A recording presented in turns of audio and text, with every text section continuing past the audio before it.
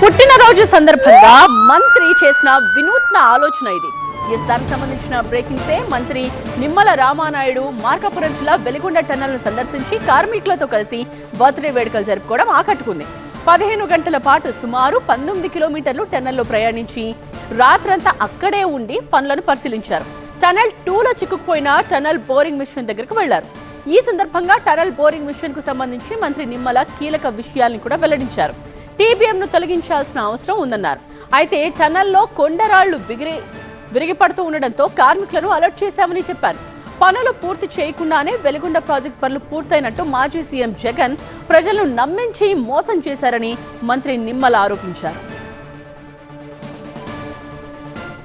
Tunnel boring machine ని మనం వెలికి తీస్తేనే మనం ఈ యొక్క వెలిగొండ నుంచి నీరు ముందుకు తీసుకెళ్తాం.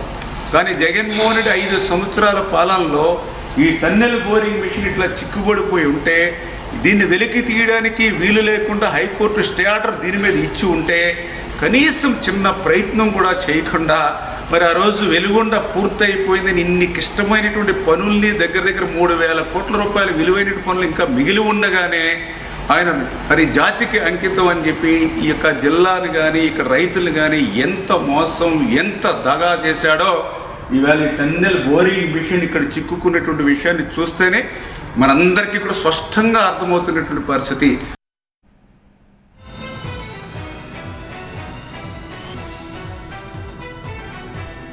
మంత్రి నిమ్మల రామానాయుడు వినూత్న ఆలోచన చేశారు. మార్కాపురం జిల్లా వెలిగొండ టన్నెల్ ను సందర్శించిన తీరును మనం చూస్తూ ఉన్నాం. కార్మికులతో కలిసి అక్కడే కాసేపు గడిపారు. 15 గంటల పాటు ఆయన సుమారు 19 కిలోమీటర్లు టన్నెల్లో ప్రయాణించి రాత్రంతా అక్కడే ఉండి పనులను పరిశీలించారు. అక్కడి పరిస్థితిని కూడా వివరిస్తున్న తీరును మనం చూసాం. టన్నెల్ 2లో చిక్కుకుపోయిన టన్నెల్ బోరింగ్ మిషన్ దగ్గరకు ఆయన స్వయంగా వెళ్లారు. టన్నెల్ బోరింగ్ మిషన్ కు సంబంధించి కీలక విషయాల్ని కూడా ఆయన చెప్తూ ఉన్నారు.